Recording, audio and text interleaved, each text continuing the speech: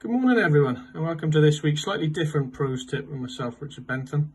I was going to do one early extension today, however the weather is awful and we still can't get back to the golf club unfortunately, so I was just going to do one on my own golf swing, or more than my own golf swing, actually what we look at as professionals. When you have a lesson, generally we'll make a video and kind of what we look for in that video. So everyone's golf swing is different, I know. But there's still, generally, there's a couple of things that we will look for. So I just thought I'd do a little bit on that. This is back from the summer, obviously. Ignore the legs, please, they are a little bit white. But this is from a tournament that I played in the summer, and I actually played pretty well. I think I shot 3 under and finished third. But I'll have a little look at my golf swing. A lot of people are very surprised when I say that I have lessons. My answer is always the same with, what do you think Tiger Woods and Rory McIlroy don't? Well, of course they do. They go everywhere with their coaches. And even when I'm busy at RAD, I'll have one every couple of weeks. And if I'm not quite so busy, I'll probably have one weekly, and that's an hour lesson. So I'll just show you a couple of the things that I'm working on and what we look for as coaches. So one thing in setup straight away, I mean, I'm pretty happy with that. Really good posture, great alignment. So you can see my posture there, very, very good. Great alignment, shoulders, hips, knees, toe line and heel line, although it's difficult to see in this video. So pretty good. I'll take it forward to something that I do. You can see there, you see my kick with the right knee. That's my trigger in the golf swing. So as soon as my knee kicks forward and then kicks back, that's my start. That's my trigger. It's something that I've always done. I'm not going to get rid of it. It doesn't harm me. It's just how I start my golf swing. If you've got a trigger, great. As long as it doesn't harm your golf swing, no decent professional coach would tell you to stop. So let's go on a little bit to the first position. So try not to go too far. There we go, first position. So we're looking for the club pointing straight down the target line and club covering hands a little bit. So that's pretty good. If I'm being picky, I'd love my club face there to match my spine angle. So I want my club face to be kind of that angle to match spine angle rather than there. And that does cause me a couple of issues later on. But we'll go from there. That's pretty good apart from that. First thing you'll notice, I would think most of you will notice, is it gets long. I've always been quite this way with driver, a little bit long. Doesn't cause me too many issues. A few people will say that is cross-plane. It is slightly, it looks more cross-plane because it's long.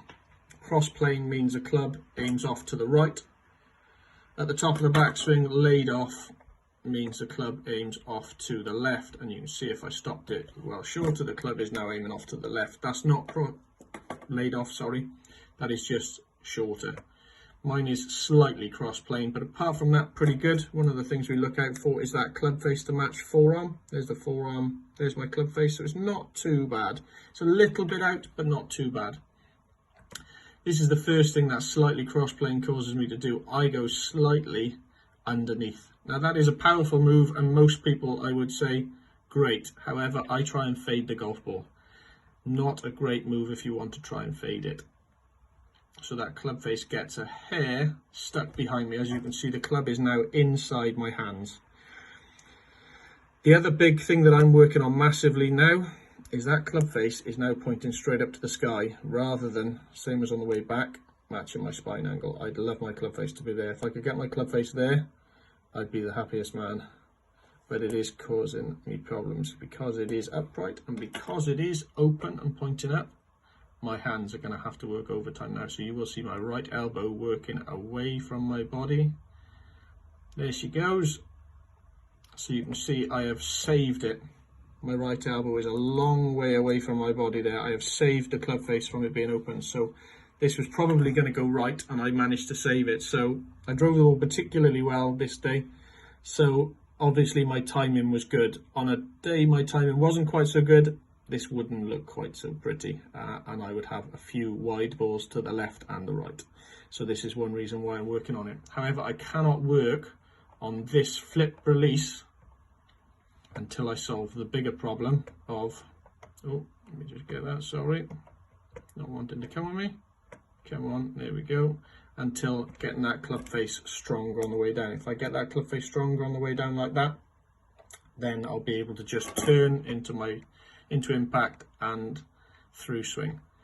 Apart from that, it goes up into a pretty nice balanced position. As I said, I played quite well this day, but that was probably more through timing.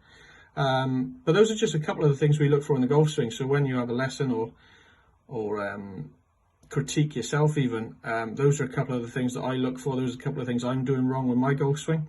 If you have any questions about it, please let me know. If you have any advice on how I can improve, please let me know. I'm always looking to improve. But I hope you enjoyed it. It's something a little bit different, I know, but it's just something that we look out for in the golf swing. So until next time, please keep safe. And fingers crossed we'll see you again at the club soon enough. Bye for now.